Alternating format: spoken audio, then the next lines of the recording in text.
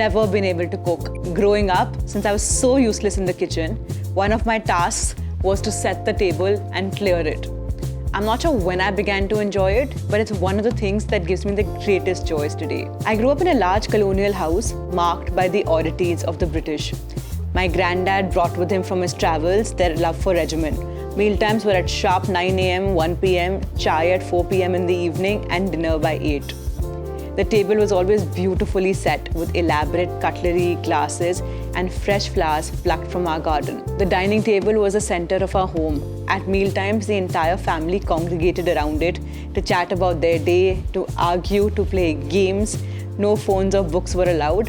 And honestly, the dining table was a backdrop against which the landscape of our family life was set. If our home was a play, the dining table would be sitting right in the middle of it, with people going in and out all day. I chose a career in wedding design, and growing up, tables became my canvas. It's what I used to talk about my values, my vocabulary, and as somebody who can't draw, it became a medium for me to express my art. I learned a lot from designing large-scale tables, and today I apply a lot of those thoughts, ideas, and guidelines when I'm hosting at home.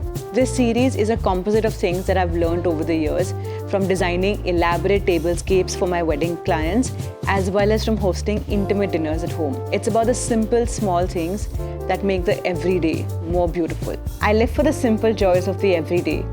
An indoor picnic in the middle of monsoons, game nights with my friends, and movie dates. It's these simple daily evenings that bring me the greatest joy, and I love dressing up the most. Before I start figuring out what goes where on my table, I start with a little thing called mood boarding. The most important thing on your table is your crockery. I first pull out my plates and then I walk around my house to see what all matches it and create distinct mood boards so I know whatever can go on a table.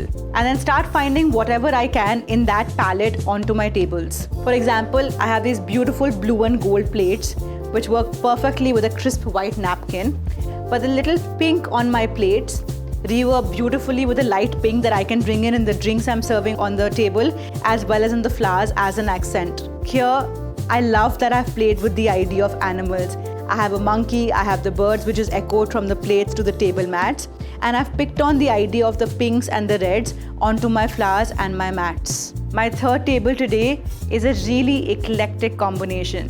It's got traditional Kansa thalis which I've paired with chicken napkins, but also the white from here resonates with the white on the flowers, and I've added black which is actually a neutral as an accent.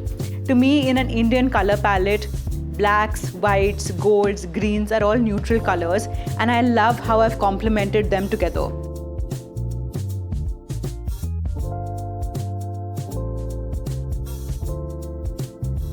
When I know what plate I'm using, I then literally pick it up and walk around my house and figure out whatever matches it. It could be a curio, it could be an interesting piece from your bookshelf, it could be a candle from your nightstand.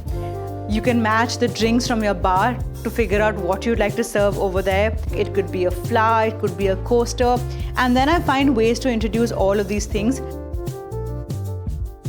And then I pull that onto my table settings. Come, let's style some tables with these mood boards.